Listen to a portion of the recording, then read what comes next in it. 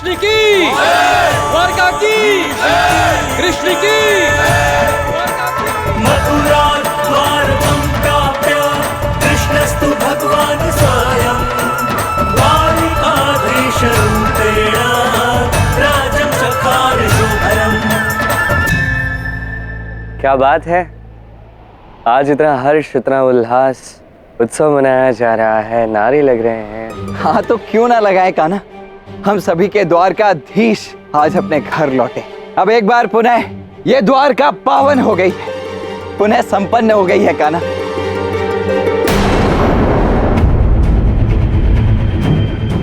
आओ कान्हा।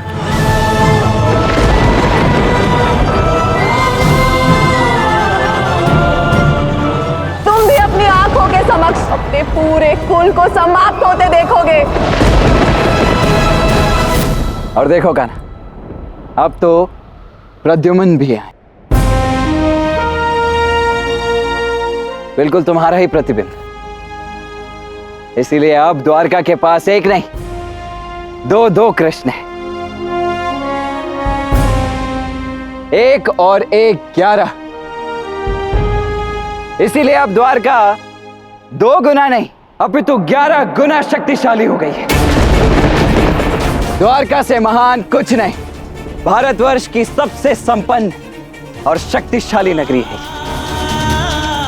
अमर यदुवंशियों की, अमर यदुवंशियों की, अमर यदुवंशियों की।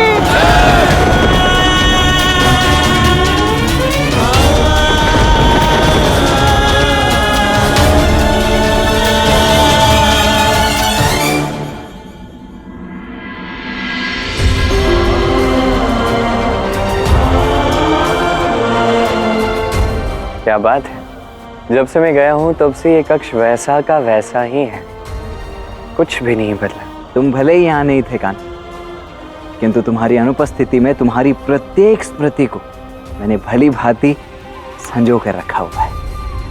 स्मृतियों से स्मरण हुआ रुक्मी, जो रुक्मिणी का भाई है, वो हमारा शत्रु था।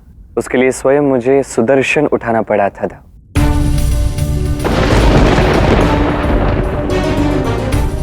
और आज उसी रुक्मी के यहाँ आपने प्रद्युम्न का विवाह निश्चित कर लिया, क्या सोच के?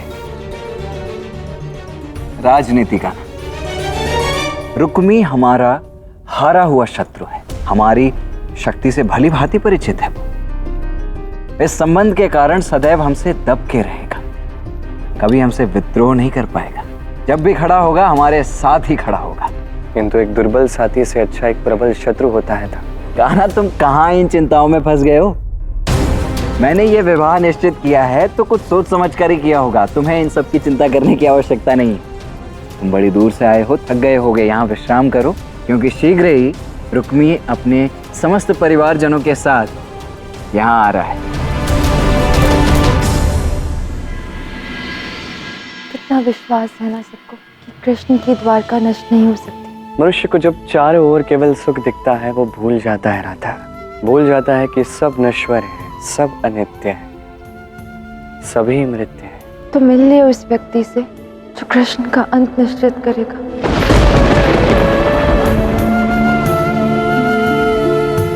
कौन है वो जो द्वारका नष्ट करेगा? बुआ गांधारी के, तुम्हारे और मेरे आराध्य शिव। शिव शिव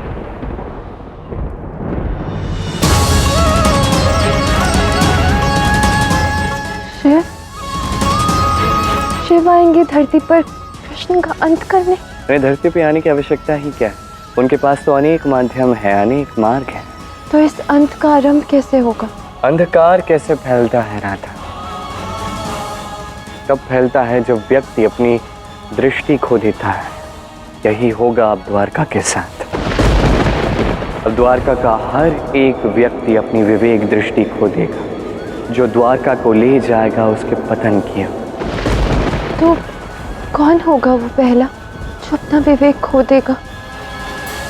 पहला दोषी? दोषी? इसके लिए दोषी कोई नहीं होगा राधा, इसमें किसी का दोष नहीं होगा। सर्वशक्तिशाली ये नियति है और नियति ही सभी को उस मार्ग पे ले जाएगी। अब ये केवल नियति का खेल होगा राधा, कृष्ण की लीला नहीं। और नियति का ये खेल प्रद्युम्न के विवाह में आरंभ होगा। वहां तुम्हें ज्ञात हो जाएगा कि कौन होगा वो पहला व्यक्ति जो अपनी विवेक दृष्टि खो देगा। कौन होगा तो इस अंत के आरंभ का चक्र प्रारंभ करेगा।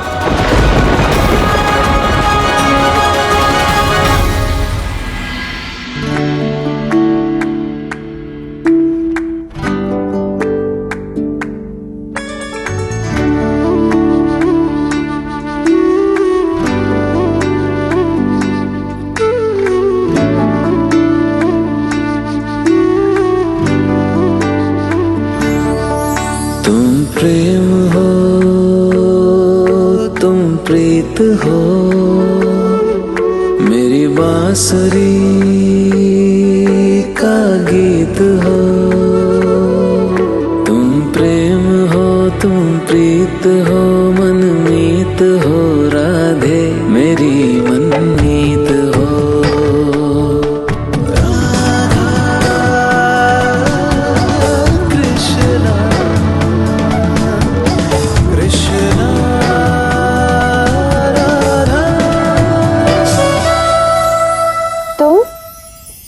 कब आए? मैं तो युगों युगों से केवल तुम्हारी ही प्रतीक्षा कर रहा हूँ राधे।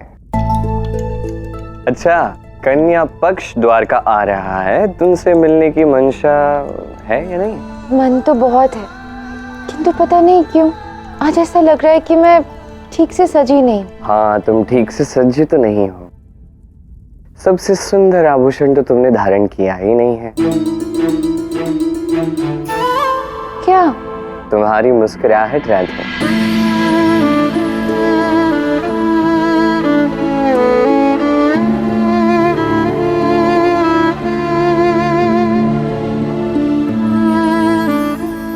जब कृष्ण स्वयं अपने अंत की बात कर रहा हो तो मुस्कान कैसे आएगी कृष्ण? देखो, बात ऐसी है राधा कि व्यक्ति युगों युगों को क्षणों में जी सकता है।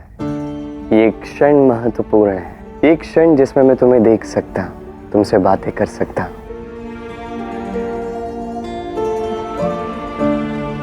तुम्हारी ये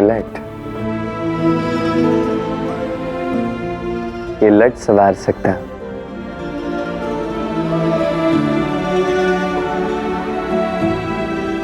बस प्रत्येक क्षण में प्रेम को जीना है राधा, सब संवर जाएगा। इतने वर्ष बीत गए किंतु ये लट तो संवरती ही नहीं है। ये लट क्यों खोल दी कान्हा?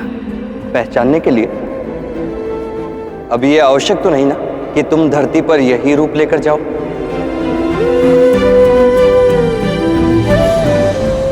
ये तो वही सुलझेगी जहां ये बिगड़ी थी, गोलोक में, हमारे महामिलन में रहते। फिर से कल्पना है, चलो, अन्यथा स्वयं द्वारकाधीश कन्या पक्ष का स्वागत नहीं कर पाएंगे। क्या हुआ? आगे कन्या पक्ष के लोग? बस पहुंच ही गए हैं, द्वारका में प्रवेश होना शेष है।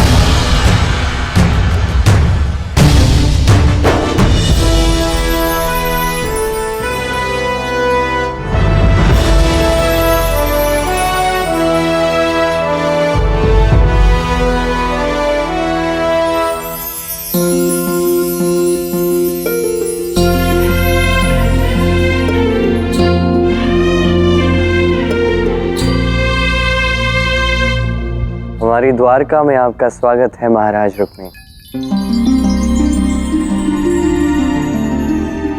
महाराज नहीं कान्हा, अब इन्हें अपना समधी कहो। नहीं संदेह। कैसे हैं भ्राता? मैं अच्छा हूँ बहन, और मुझसे भी अच्छी है हमारी पुत्री रुक्मावती, जो कब से द्वारका आने को अधीन है।